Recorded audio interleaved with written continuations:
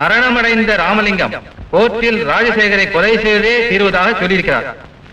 இன்ஸ்பெக்டரின் துப்பாக்கியை திருடிக் கொண்டு ஓடியிருக்கிறார். ராஜசேகரது வீட்டிற்கு சென்று அவரை கொலை செய்ததாக மிரட்டியிருக்கிறார். ராஜசேகர் தன்னை காத்துக்கொள்ளும் முயற்சியில் இறங்கும் போது துப்பாக்கி வெடித்து ராமலிங்கம் இறந்திருக்கிறார். மேற்சொன்ன சம்பவங்களை நேரில் பார்ப்பதற்கு சாட்சியங்கள் இருக்கின்றன. ஆகவே தற்காப்புக்காக நடந்த செயலாக இதை கருதி ராஜசேகரை விடுதலை செய்ய தீர்ப்பு கூறுகிறேன்.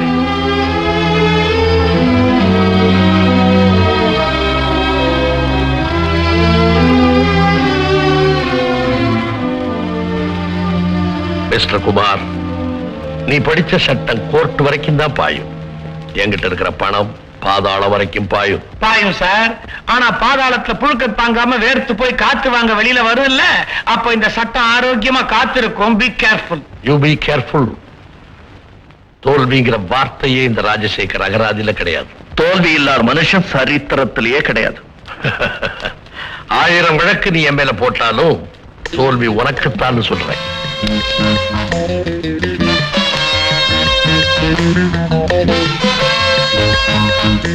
வழக்குல தோல்வி அடைஞ்சிருக்கலாம், வாழ்க்கையில தோல்வி அடைய மாட்டேன்.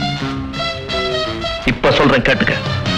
இன்னும் எண்ணி 3 மாசத்துல, தட் இஸ் 90 days, உன்னை குற்றவாளி நிரூபிச்சு உன் கழுத்துல தூக்கு கயிற மாட்டல, 3 முழம் கயித்துல நான் தொங்குறேன். 3 மாசம் கழிச்சு 3 முழ கைத்த நானே உனக்கு அனுப்பி வைக்கிறேன். ஓகே?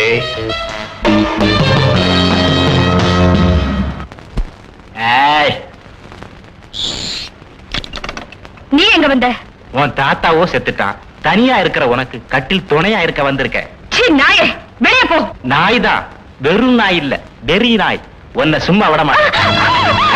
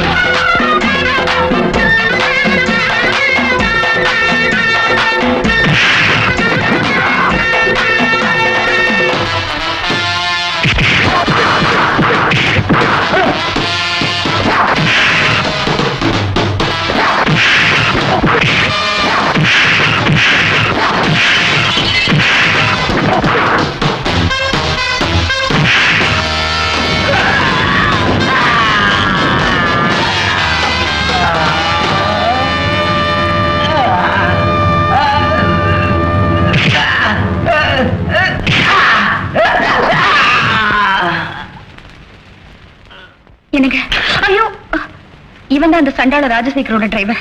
இவனை விசாரிச்சு அவனை பத்தின எல்லா உண்மையும் தெரியும். ஆஹா, ஒரே கல்ல ரெண்டு மாங்க. விசாரிக்கிறேன்.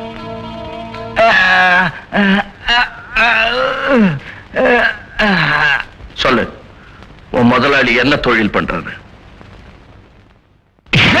சொல்லு. சொல்ல மாட்டேன்.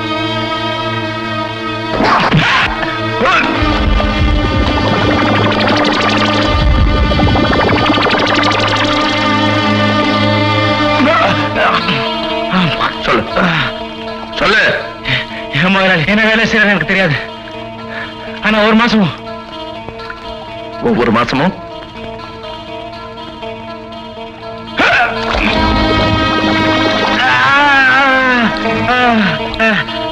ஒவ்வொரு மாசம் கேரளா போவாரு. கேரளா எதுக்காக போறாரு? எதுக்காக போறாங்க எனக்கு தெரியாது. ஏற்பாடு கொண்டு போயிடுவா, திரும்பி வந்தா கூட்டு வந்துடுவேன், அவ்வளவுதான். இந்த மாசம் எத்தனாம் தேதி போறாரு? தெரியாது. சொல்லு. சொல்லிடுறேன். இந்த மாசம் 15ஆம் தேதி போறாரு. இனிமே வசந்தி இருக்கிற பக்கம் தலை வச்சு படுக்க கூடாது. சரிங்க. இங்க நடந்த விஷயம் உங்க முதலாளிக்கு தெரிஞ்சிச்சு, அப்புறம் மீன் தொட்டி இல்ல, குழிய தோண்டி புதைச்சிருவான். ஆமா, உங்ககிட்ட உதவ வாங்கிட்டு உண்மையை சொன்னது எங்க முதலாளி தெரிஞ்சா நீங்க என்ன அவரே போச்சுறாரு. என்ன விட்டுருங்க, பாத்தீங்களா? போடு. அடி ஒண்ணும் பண்ணல. என்னாச்சு தெரியல, சட்டையை ஊத்து பாப்போம். அடிச்சானோ கடிச்சானோ? ஐயோ, என்ன? கையை காமிங்க. எனக்கும் ஒரு துணை தேவைன்னு இப்பதான் புரிஞ்சுக்கிட்டேன். இனிமே அந்த ராஜசேகரன் நிழலா தொடர்ந்து அவனை கையும் களவுமா சட்டத்து கையில பிடிச்சு கொடுத்துட்டு அப்புறம் இந்த லெவல்லாம் பண்ண. ஓகே, வரட்டுமா? நானும் உங்க கூட வரேன். பூனைய மடியில கட்டிட்டு சவுனம் பார்க்க சொல்றியா? வேணாம், நான் வரேன்.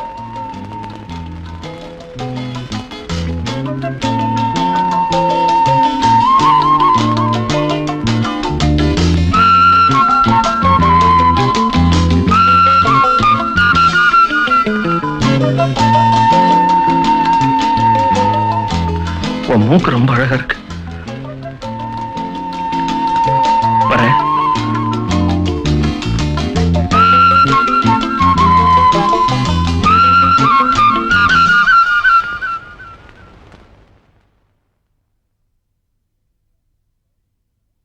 മുറിയില്ല, സോറി. என்னது முறி? സിംഗിളും ഇല്ല, ഡബിളും ഇല്ല, കോട്ടേജും ഒന്നും വേക്കൻസി ഇല്ല. ஐயோ, அப்படி சொல்லாதீங்க சார். நான் இந்த ஊருக்கு புதுசு. வேற எந்த ஹோட்டலையும் எனக்கு ரூம் கிடைக்கல. கொஞ்சம் தயவு பண்ணுங்க சார். You know English? தெரியாது. ഇംഗ്ലീഷ് പറഞ്ഞുകൂടാ, മലയാളം പറഞ്ഞുകൂടാ. ഹോട്ടലിൽ മുറി വഹിക്കാൻ വന്നിരിക്കുന്നു ഓരോരുത്തരും. നിങ്ങൾ പറയുന്ന സംസാരം എനിക്ക് പുരിയില്ല. எனக்கு சம்சாரமே கிடையாது சார். ആകപ്പാടെ കുഴപ്പമായില്ലേ ഇത്, എന്തോ ചെയ്യും? Sir, excuse me, 1 minute.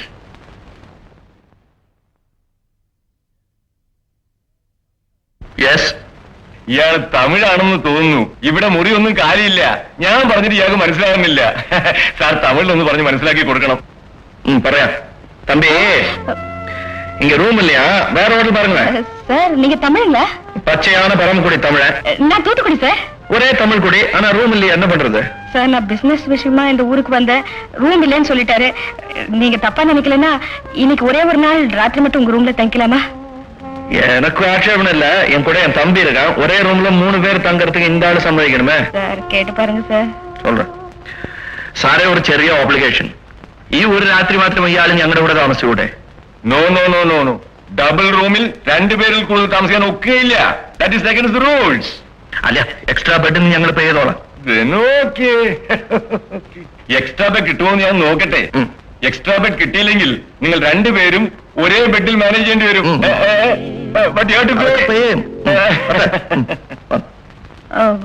என்ன சார் சொன்னாரு?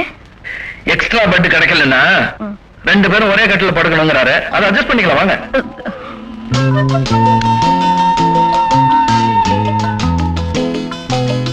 வாங்க. ஆமா, நீங்க நீங்க மெட்ராஸுக்கு அடிக்கடி வருவீங்களா? இல்லையே. உங்களை எங்கேயோ பார்த்த மாதிரி இருக்க. உங்க மூக்கு ரொம்ப ஃபெமிலியரா இருக்குங்க. ஐயோ, நீங்க இதை பார்த்துக்க முடியாது சார். நான் எர்ணாகுளம் விட்டா தூத்துக்குடி, தூத்துக்குடி விட்டா எர்ணாகுளம், அவ்வளவுதான். சரி, நீங்க எங்கே இருக்க? நான் ஒரு அவசர வேலையா வெளியே போயிட்டு வந்துடுறேன். எங்க சார் போறீங்க? என் தம்பி வண்டியில காத்துட்டு இருக்கான், போயிட்டு வந்து. சார் நான் வரேன் சார். என் சொந்த வேலையா போறேங்க? சார் எனக்கு ரூம்ல தனியா இருக்க பயமா இருக்கு, வரேன் சார். சரி வாங்க.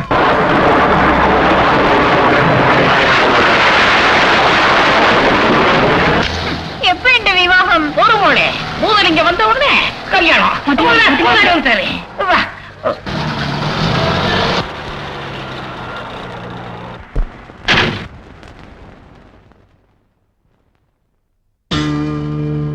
என்ன கேப்டன், எப்படி இருக்க? ஐ அம் ஃபைன் சார். செக்யூரிட்டி பக்கா சார். மாதவி, ஒரு 4 நாள் ரெஸ்ட் எடுத்துட்டு போலான்னு வந்திருக்கிறேன். வழக்கம் போல சாப்பாட்டை ரூமுக்கு வெளியே வச்சிரு. வேணுங்கிற போது நான் எடுத்துக்கிறேன். வேற எந்த டிஸ்டர்பன்ஸும் இருக்க கூடாது. கேப்டன், மாதவிக்கு எப்ப கல்யாணம்? நடக்கும் சார், நடக்கும். கல்யாணம் நடக்கும். நீ செத்தாலே எங்க கல்யாணம் நடக்கும். கோவிச்சுக்கார மோளே, உன் முறை மாப்பிள புலி வேஷம் பூதலிங்கம் வருவான். அவன் வந்த உடனே கல்யாணம்.